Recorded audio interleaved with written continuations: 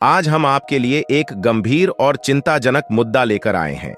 ये मामला हमारे पड़ोसी देश बांग्लादेश का है, जो इस वक्त एक बड़े आर्थिक संकट से गुजर रहा है। कहावत है, कंगाली में आटा गीला, और बांग्लादेश की मौजूदा स्थिति पर यह कहावत बिल्कुल फिट बैठती है।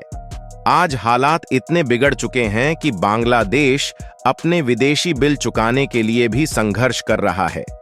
ऊपर से बिजली संकट ने पूरे देश की स्थिति को और भी बदतर बना दिया है। दोस्तों, बांग्लादेश ने बीते कुछ वर्षों में टेक्सटाइल इंडस्ट्री के बल पर अपनी अर्थव्यवस्था को मजबूत किया और अंतर्राष्ट्रीय बाजार में अपनी पहचान बनाई। लेकिन आज वही अर्थव्यवस्था कर्ज, महंगाई और गिरते फॉरेक्स रिजर्व के कारण बुरी तरह से दबाव में है। स्थिति यह है कि बांग्लादेश अपने विदेशी देनदारियों का भुगतान करने में भी असमर्थ हो रहा है।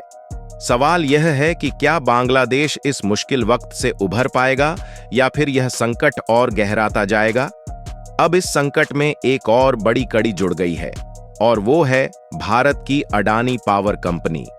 अडानी पावर बांग्लादेश को झारखंड से बिजली की सप्लाई करती है, लेकिन बांग्लादेश की सरकार अडानी को बिजली के बिल का भुगतान नहीं कर पा रही है। इस कारण अडानी पावर ने चेतावनी दी है कि अगर जल्द ही भुगतान नहीं हुआ तो बिजली की सप्लाई रोक दी जाएगी। सोचिए दोस्तों, बिना बिजली के एक देश का क्या हाल हो सकता है। टेक्सटाइल फैक्ट्रियां, जो बांग्लादेश की आर्थिक रीढ़ मानी जाती हैं, वे ठप पड़ सकती हैं।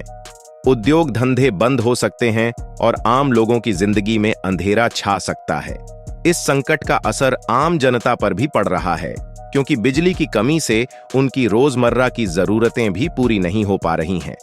अडानी पावर ने 27 अक्टूबर को Bangladesh power development board (PDB) को एक पत्र लिखकर चेतावनी दी थी कि 30 अक्टूबर तक भुगतान न हुआ तो बिजली सप्लाई रोक दी जाएगी।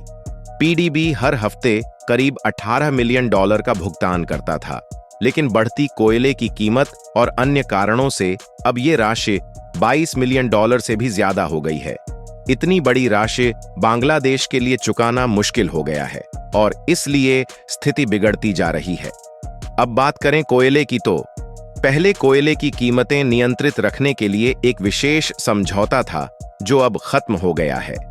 अडानी पावर ने अपने अनुबंध के अनुसार कोयले की कीमतों में बदलाव किया, जो इंडोनेशिया और ऑस्ट्रेलिया के कोयला इंडेक्स पर आधारित है। इसका सीधा असर बांग्लादेश की पावर सप्लाई पर पड़ा है। आपको जानकर हैरानी होगी कि अब तक बांग्लादेश पर अडानी का करीब $846 मिलियन का बकाया है। अगर भुगतान नहीं हुआ तो बिजली सप्लाई में और भी कटौती हो सकती है। एक और बात ध्यान देने वाली है कि बांग्लादेश की बिजली सप्लाई के लिए सिर्फ अडानी ही नहीं, बल्कि भारत की कई और कंपनियां भी जिम्मेदार हैं। अगर इन कंपनियों ने भी सप्लाई में कटौती की तो बांग्लादेश के लिए स्थिति और गंभीर हो सकती है। बांग्लादेश की हालत इतनी खराब है कि वहां डॉलर की भारी कमी हो गई है।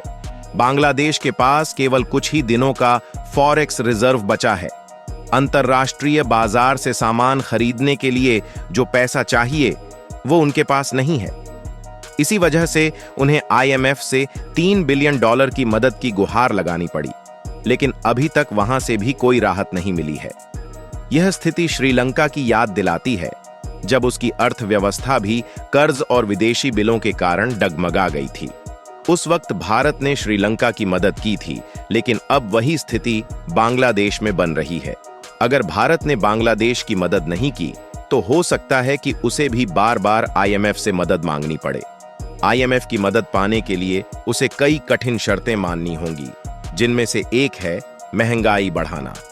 दोस्तों, बांग्लादेश को इस वक्त न केवल आर्थिक सुधारों की, बल्कि राजनीतिक और सामाजिक सहयोग की भी आवश्यकता है। उसे अपने उद्योगों को चालू रखने और घरेलू तथा विदेशी निवेश को आकर्षित करने के लिए ठोस कदम उठाने होंगे। अगर बांग्लादेश ने सही कदम उठाए तो हो सकता है कि वह इस संकट से उबर जाए, अन्यथा आने वाले समय में स्थिति और गंभीर हो सकती है।